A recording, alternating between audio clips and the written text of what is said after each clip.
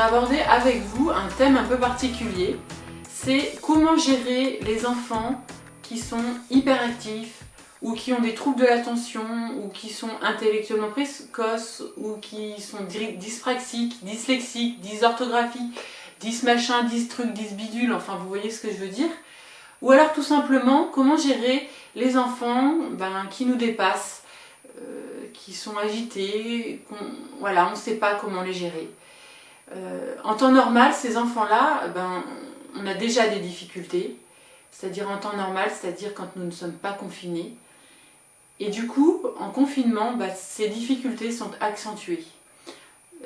En plus, ces enfants ont besoin de se dépenser physiquement, ils ont besoin de sortir, ils ont besoin d'activités, ils ont besoin d'être occupés. Alors là, avec le confinement, c'est encore plus compliqué.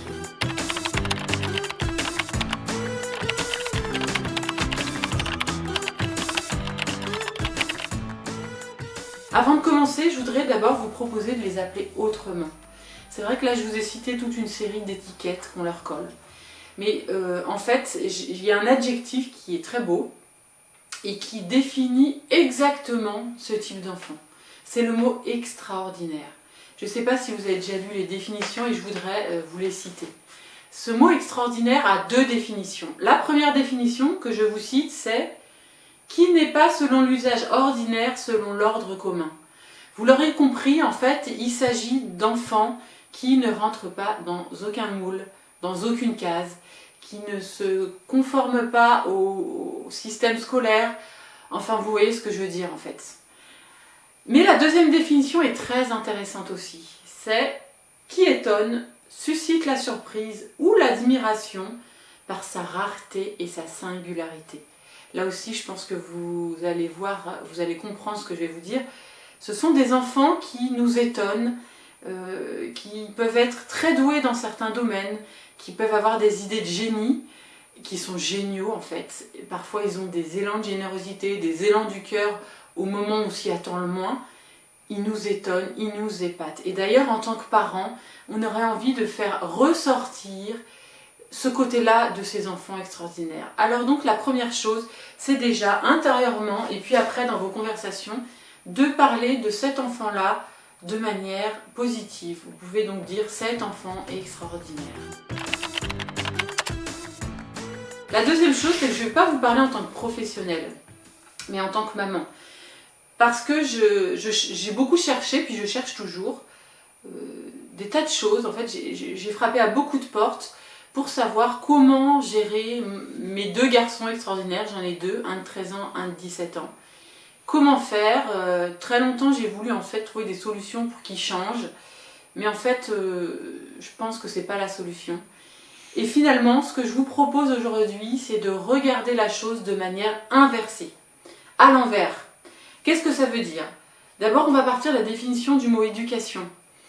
En fait, nous, en tant que parents, nous éduquons nos enfants, ça veut dire que nous les accompagnons, nous les aidons à grandir, nous les élevons pour qu'ils deviennent épanouis.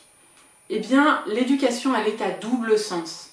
C'est-à-dire que nos enfants nous apprennent aussi, nous, à grandir. Nous aussi, au contact de nos enfants, nous allons grandir, nous élever. Donc c'est de ce côté-là que je voudrais vous emmener. Comment notre enfant extraordinaire va nous faire grandir. Donc c'est une petite démarche qui n'est pas forcément évidente parce que souvent nos enfants extraordinaires en fait prennent toute la place. C'est central, c'est-à-dire qu'ils envahissent tout. Ils sont au centre de la famille, au centre de la fratrie, même ils prennent parfois de la place d'un couple. Et en fait je vous propose de vous décentrer de votre enfant extraordinaire et de vous centrer sur vous en tant que parent. Qu'est-ce que mon enfant extraordinaire va m'apporter et comment il me fait grandir? Et vous allez voir qu'on peut découvrir de très belles choses. D'abord, du coup, une question à vous poser. Qu'est-ce que mon enfant extraordinaire déclenche chez moi? Je vous la pose autrement. Vous imaginez que vous êtes face à une situation où vous êtes démunis, où ça ne se passe pas forcément bien. Eh bien, essayez de prendre conscience. Qu'est-ce que cela provoque chez moi? Qu'est-ce que cela déclenche chez moi?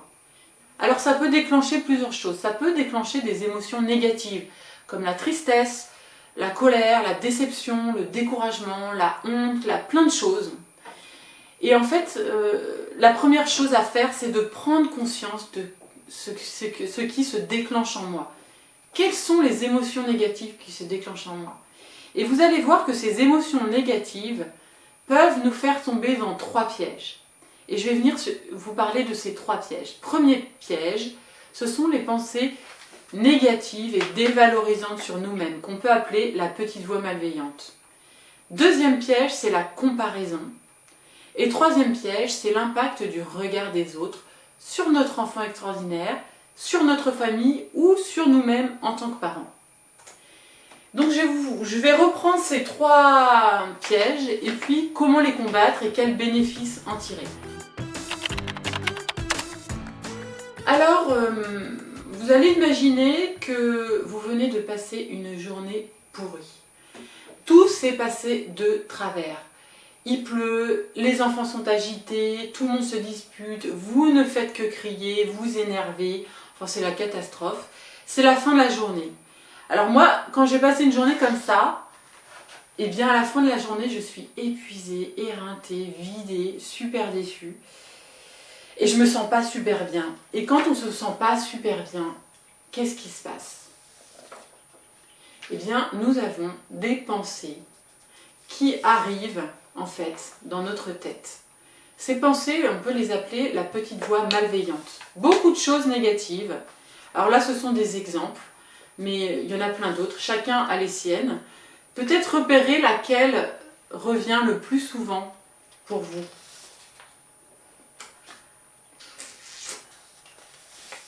Alors, voilà, parfois, enfin bon,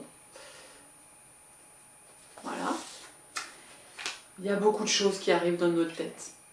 Alors, que faire de ces pensées négatives? D'abord, ces pensées-là, elles ne sont ni bonnes ni mauvaises, elles arrivent, on ne les maîtrise pas. Mais en revanche, on peut décider de ce que nous allons en faire. Soit nous allons les entretenir, mais le danger, c'est quand on entretient ce genre de pensée, on est pris dans une spirale et on finit par croire ce que nous pensons. Or, les pensées que vous venez de voir, ce sont des exemples, elles sont archi fausses. Ce sont des mensonges. Pourquoi ce sont des mensonges? D'abord, ce que je voudrais vous dire et ce qu'il faudrait vraiment retenir, c'est que les parents incompétents, ça n'existe pas. Ça n'existe pas. Ça, il faut bien vous mettre dans le crâne. Pourquoi ça n'existe pas? Parce qu'en fait, nous sommes des parents en apprentissage. Nous ne naissons pas parents, nous le devenons. Nous apprenons à être parents. Qui dit apprentissage dit doute, tâtonnement, droit à l'erreur. Donc ça, c'est quelque chose de complètement normal. Nous sommes imparfaits et c'est normal. Donc déjà, les parents incompétents, ça n'existe pas. Donc je suis nulle, je suis une mauvaise mère, etc. C'est faux. Ça, c'est la première chose. Deuxième chose, eh bien, avoir le réflexe donc, de les repérer et de les rejeter. Vous savez qu'elles sont fausses, alors rejetons-les. En fait, plus nous rejeterons ce genre de pensée, plus nous nous sentirons mieux. Et en fait, quand on arrête de se dévaloriser, nous sortons plus vite en fait, du découragement. La deuxième chose, la comparaison. Alors, je vais vous donner un exemple. Imaginez que c'est une personne qui est en train de regarder la vidéo que je suis en train de vous faire. Et cette personne se dit comment elle fait la fille là pour trouver le temps de faire une vidéo en plein confinement avec 5 enfants. Purée, elle est trop forte, moi j'en peux plus, je suis crevée, j'ai pas le moral, j'arrive à rien quoi. Ça c'est une comparaison typique, c'est-à-dire la comparaison qui trotte dans la tête et parfois on n'en a même pas conscience. Donc prenez conscience de vos réactions intérieures. Et puis je voudrais vous dire une chose qui pourra vous servir dans plein de situations. Comparons une personne à un iceberg. Vous voyez, la partie visible de l'iceberg est toute petite et la partie cachée est énorme. Et en fait, souvent, on a le réflexe de réduire une personne à la partie visible de l'iceberg et c'est bien dommage. Parce que, voilà, donc on peut se dire, ah bah tiens, elle est trop forte, elle y arrive trop bien, comment elle fait? Mais en fait, on ne voit pas ce qu'il y a derrière. On ne voit pas la partie cachée. on ne voit pas les difficultés cachées, les souffrances intérieures, et il y a des tas de choses qu'on ne voit pas. Donc vraiment, prendre conscience que on ne connaît pas complètement la personne qu'on a en face de nous. On a tous une apparence, on a tous des masques, c'est nos mécanismes de défense, donc c'est normal.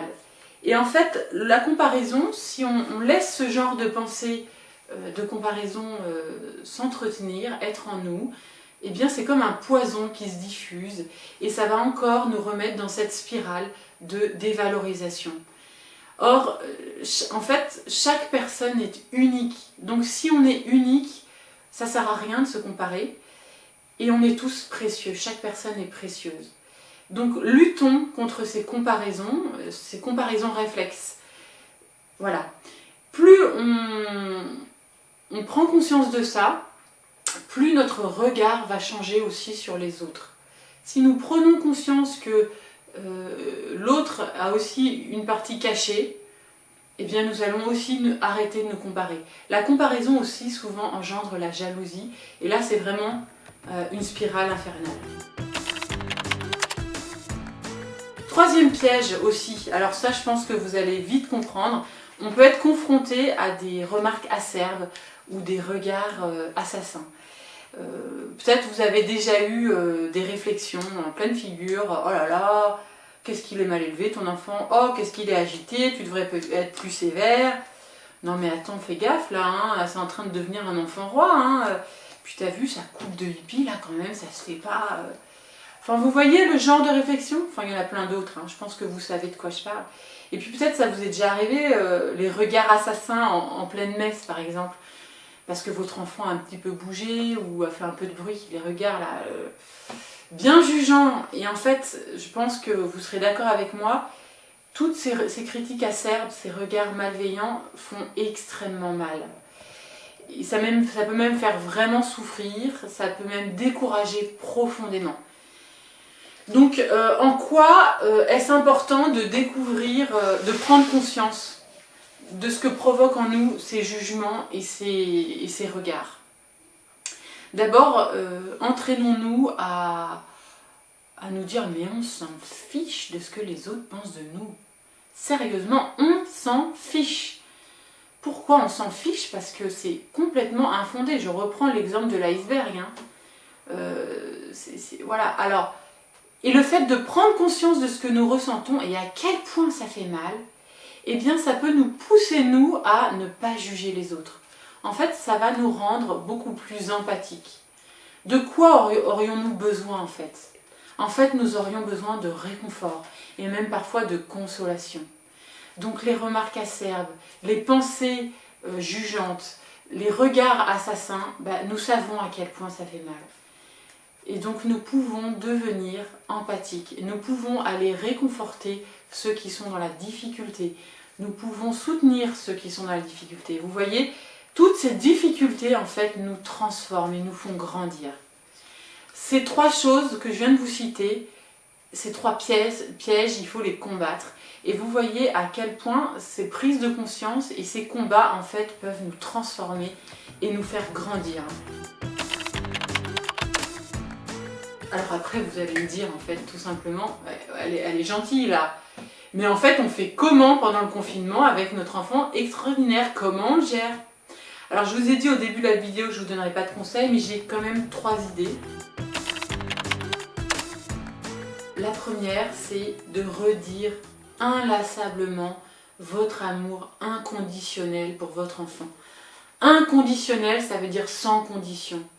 Quel que soit le comportement de votre enfant, l'attitude de votre enfant, dès que vous avez une occasion de valoriser, d'encourager, de complimenter votre enfant, faites-le. Et surtout, dites-lui que vous l'aimez sans condition. Vous l'aimez quand il est obéissant, vous l'aimez quand il est sage, mais vous l'aimez tout autant quand il est difficile et ingérable.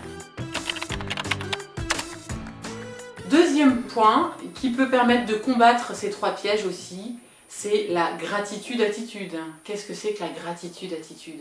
C'est un apprentissage, c'est-à-dire avoir un esprit de gratitude, reconnaître ce qui est positif, ce qui est beau dans ma vie, remercier pour tout ce qui est beau et pour tout ce qui marche, fonctionne, eh bien ça aide à lutter et à remplacer toutes ces pensées négatives, ces comparaisons et ces difficultés. Alors pour cela, il existe un parcours tout fait sur YouTube qui s'appelle le miracle de la gratitude. Ce sont 5 épisodes. Soit vous le regardez tout seul, soit vous le regardez en couple et vous pouvez même le regarder en famille si vous avez des enfants plus grands. N'hésitez pas, c'est très concret et vraiment ça peut changer petit à petit beaucoup de choses dans votre vie. Et puis dernière chose, en confinement, comment prendre un temps privilégié avec chaque enfant? Parce qu'un enfant extraordinaire peut prendre beaucoup de place. Mais du coup, comment prendre un temps privilégié avec chaque enfant? On a le droit de sortir 1 heure par jour pour se dépenser physiquement. Vous pouvez très bien instaurer des tours. Eh bien, le lundi, je vais me promener toute seule 1 heure avec cet enfant, le mardi avec celui-là, le mercredi, enfin voilà, et ainsi de suite. Et pendant ce temps de promenade seule, ce temps privilégié, vous avez 2 possibilités. Soit vous êtes en gros conflit avec votre enfant, et là vous déciderez de ne pas aborder de sujet avec lui, mais juste de passer un bon moment. Proposez-lui par exemple de choisir l'itinéraire. Ah bah tiens, aujourd'hui je te suis, on va où tu veux, et puis passez juste un bon moment, sans lui dire écoute tu pourrais ranger ta chambre, bon écoute là tu as eu un mauvais comportement, etc. Vous n'abordez rien, vous passez un temps gratuit avec lui. Et si vous êtes en bonne relation avec votre enfant en ce moment, avec un autre enfant par exemple, eh bien vous pouvez aussi en profiter pour discuter avec lui. Comment tu te sens pendant cette période de confinement? Comment tu te sens dans la famille? Etc. Voilà, vous pouvez avoir plein d'idées. Voici un petit peu les 3 voilà, des petites lignes qui pourront peut-être vous aider, en tout cas je l'espère.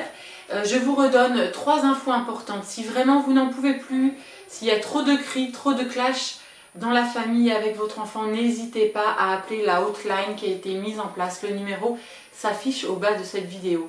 Si vous n'êtes pas à l'aise avec le téléphone, n'hésitez pas à écrire à accueil-louisélie83@gmail.com.